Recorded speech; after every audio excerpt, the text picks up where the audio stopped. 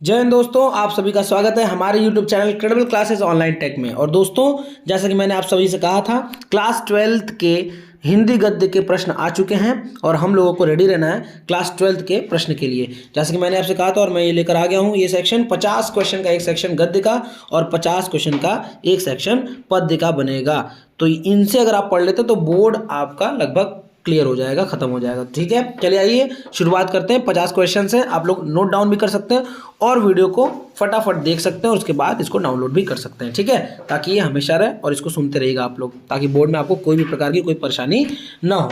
आइए शुरुआत करते हैं सबसे अपने पहले टॉपिक से, यानी पहली रचना। तो पहली रचना का नाम क्या है दोस्तों? अंडे के छिलके। यह एक एकांकी विधा है और इसके लेखक है मोहन राकेश जी। दूसरी अगर हम लोग रचना की बात करें तो अतीत के चलचित्र, आप लोगों ने सुना होगा। यह एक रेखा चित्र विधा है जो महादेवी वर्मा जी की है ना। अगले अगर रचना की बात की जाए तो अपनी खबर, जो कि एक आत्मकथा है, पांडे बेचन शर्मा। इनका जो निक नेम है वो है उग्र। ये बहुत उग्र से नाम आ जाता है कि उग्र किसका नाम है, तो उग्र पांडे बेचन शर्मा जी का नाम है, बहुत इंपॉर्टेंट। अगला रचना अरे यायावर याद रहेगा या अरे यायावर रहेगा याद, ऐसे करके ये प्रश्न आता है। ये यात्रा वृत्तांत है और ये है हमारे अज्ञेय जी का। आप सभी लोगों को बताना कमेंट में कि अज्ञेय जी का पूरा नाम क्या है। आइए अगली रचना पे चलते हैं जिसका नाम है अर्धनारीश्वर। ये थोड़ा सा गलत लिखा हुआ है, आप लोग ऐसे लिखेंगे इसको, अर्धनारीश्वर, ऐसे आप लोग लिखेंगे। ठीक है, आइए आप लोग समझ गए होंगे। आइए देखते हैं। तो हम लोग को अर्धनारीश्वर जो रचना है वो एक निबंध की रचना है और दिनकर जी ने इनको लिखा है ना। दिनकर जी का पूरा नाम रामधारी सिंह दिनकर, राष्ट्र कवि भी इनको कहा जाता था। आइए अगली रचना पे चलते हैं। आखिरी चट्टान, मोहन राकेश, आप सब लोग जानते हैं। विधा है यात्रा वृत्तांत। दोस्तों विधा बहुत इंपॉर्टेंट है, प्रश्न में कभी कभी ऐसा पूछ लेता है। ठीक है, आगे चलते हैं। अगला जो हम लोग का रचना है वो है कबीर।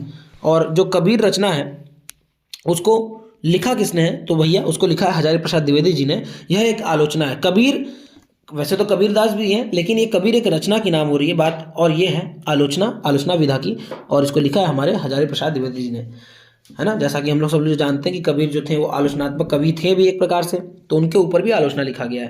कहते थे ना वो, पाथर पूजे हरि मिले तो मैं पूजू पहाड़। तो आगे बढ़ते हैं। अपना अगला रचना कलम का सिपाही। तो ये बहुत इंपॉर्टेंट है, इसको ध्यान से सुनिएगा आप लोग इस सेक्शन को। कलम का सिपाही विधा एक जीवनी है। विधा एक जीवनी है, लिखा है अमृत राय ने, लेकिन कहा किसको जाता था? कभी प्रश्न ये भी आ सकता है कि कलम का सिपाही कहा किसको जाता था, तो हम लोग कहेंगे प्रेमचंद जी को कहा जाता था। ठीक है, अच्छा, ये प्रेमचंद के जो पुत्र हैं वही है अमृत राय। इन्होंने अपने पिता के ऊपर एक रचना लिखी, नाम है कलम का सिपाही। वो जीवनी है, किसकी जीवनी है? तो ये प्रेमचंद जी की जीवनी है। लेकिन पूछेगा कलम का सिपाही कहा किसको जाता है, तो आप क्या कहोगे? तब आप कहोगे प्रेमचंद। लेकिन कलम का सिपाही रचना किसने लिखा है, तो अमृत राय। आई होप आपको क्लियर होगा। अगला रचना कली कौतुक। कली कौतुक एक नाटक विधा है जो कि प्रताप नारायण मिश्र जी के द्वारा लिखी है। अगला है कन्यादान। कन्यादान निबंध है जो सरदार पूर्ण सिंह जी द्वारा है। अगला है गेहूं बनाम गुलाब। बहुत इंपॉर्टेंट टॉपिक है ये, बहुत इंपॉर्टेंट क्वेश्चन बार बार आता है बोर्ड में। निबंध विधा है राम वृक्ष बेनीपुर जी के द्वारा लिखी हुई है। ठीक है, चलिए आइए अगले क्वेश्चन पे चलते हैं।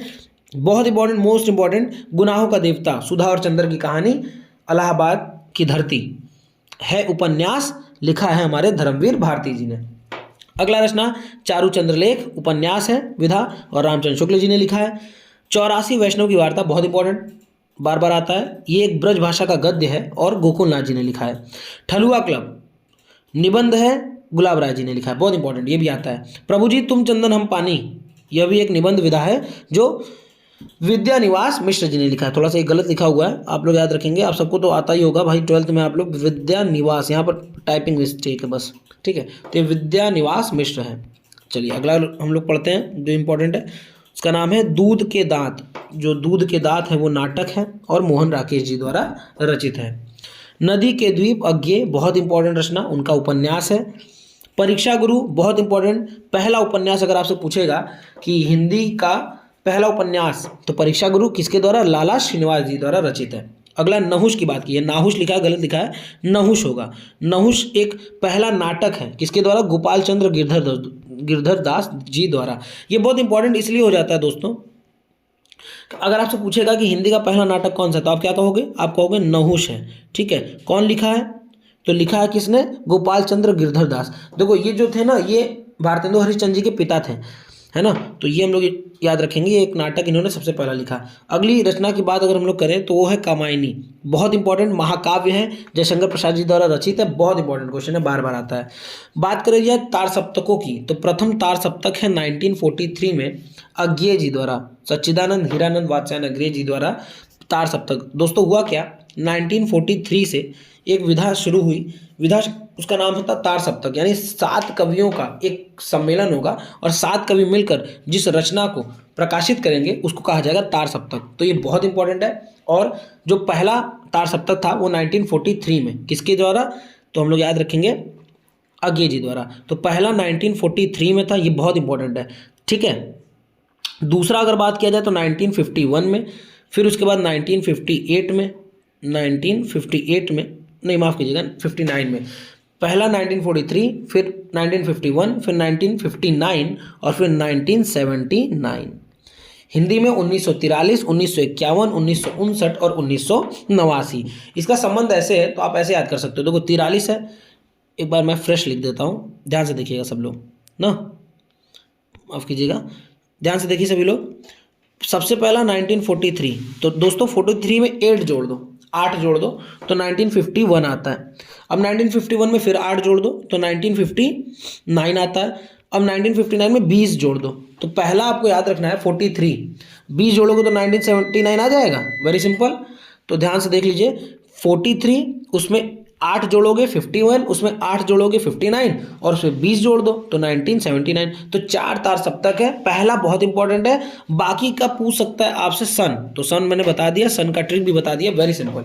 आगे बढ़ते हैं। अगला है हम लोगों का पृथ्वी पुत्र किसकी रचना है, तो ये एक निबंध है और ये रचना है वासुदेव शरण अग्रवाल की, स ऐसे रहेगा, है ना, सांप वाला, वासुदेव शरण अग्रवाल जी की।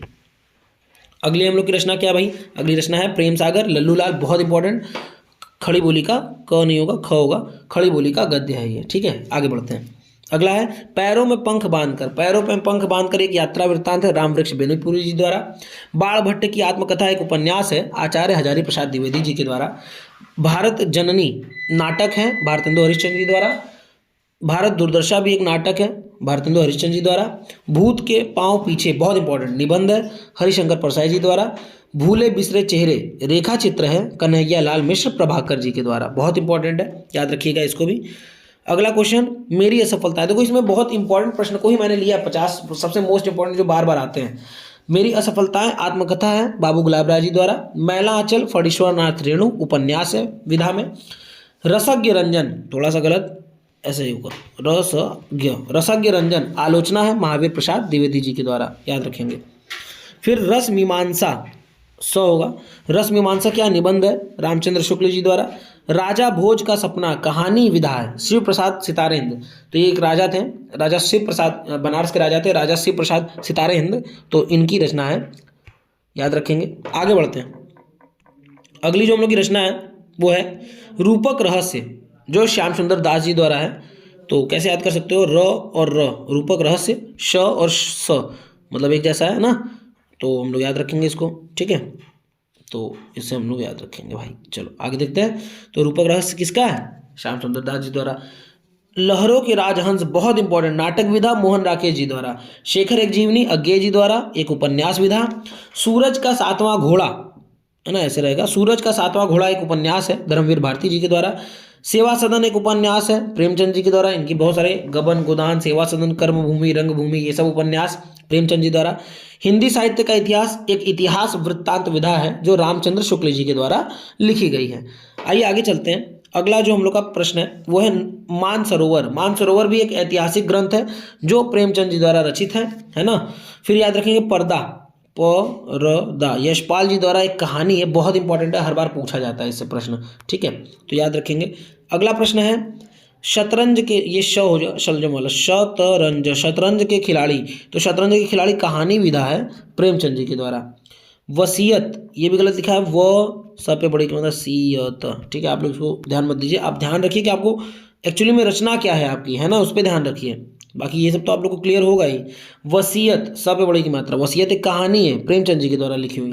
उसने कहा था भी एक कहानी है चंद्रधर शर्मा जी के द्वारा। इनका उपनाम है गुलेरी, प्रश्न आता है कभी कभी। चंद्रधर शर्मा का उपनाम क्या है? गुलेरी है, तो ये याद रखेंगे। फिर चंद्रकांता किसकी रचना है? तो चंद्रकांता जो है वो उपन्यास विधा है, देवकीनंदन खत्री जी के द्वारा रचित है। अगर बात की जाए नरदेव शास्त्री की डायरी, तो डायरी का पहला आपसे पूछेगा कि प्रथम डायरी की रचना कौन सी है, तो आप कहेंगे नरदेव शास्त्री की डायरी है, और इसको लिखा भी है नरदेव शास्त्री जी ने ही। ठीक है, अगली जो हम लोग की आखिरी है आज का, तट की खोज, जो कि एक उपन्यास है, और यह हरिशंकर परसाई, र पे छोटी की मात्रा होगी, हरिशंकर परसाई।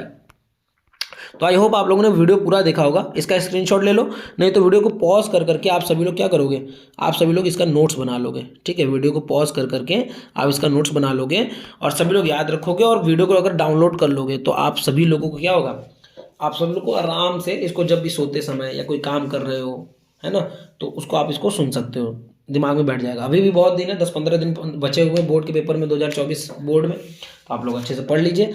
अच्छा, एक और बात महत्वपूर्ण बात ये कि लास्ट ईयर के जो 10 साल के सबसे इंपॉर्टेंट क्वेश्चन, जो ऐसे क्वेश्चन जो केवल आए हैं, ठीक है, 2010, 11, 12, 13, 14, 15, 16, 17, 18, 19, 20, 21, 22, 23, 24, ये 10-15 साल के जो लगातार क्वेश्चन सेट आए हैं, उनका भी एक प्रश्न का सेक्शन जल्द ही आएगा। अगर वो सेक्शन आपको चाहिए, जो बहुत इंपॉर्टेंट, क्योंकि लास्ट ईयर से बहुत सारे प्रश्न फंसते हैं, तो आप कमेंट बॉक्स में कमेंट जरूर कीजिए, और इस वीडियो को उन सब जरूरतमंद तक पहुंचाइए जो लोग पढ़ नहीं पाए हैं और जिनका 1 नंबर वाले क्वेश्चन नहीं तैयार है।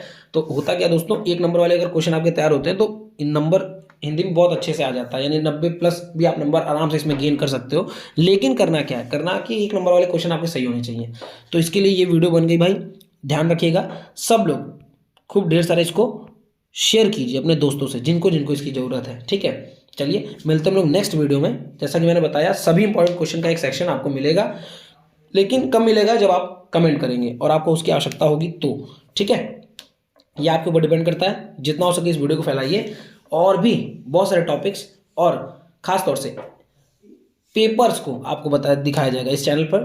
पेपर को भी दिखाया जाएगा कि पेपर कैसे कैसे आते हैं, तो सैंपल पेपर को भी इसमें डाला जाएगा। आप लोग ध्यान दीजिएगा, उन वीडियोस को भी खूब ढेर सारा प्यार दीजिएगा। फिलहाल इस चैनल को सब्सक्राइब कर दीजिए और इस वीडियो को लाइक कीजिए और शेयर करते रहिए। चलिए मिलते हैं हम लोग नेक्स्ट वीडियो में। जय हिंद, जय भारत।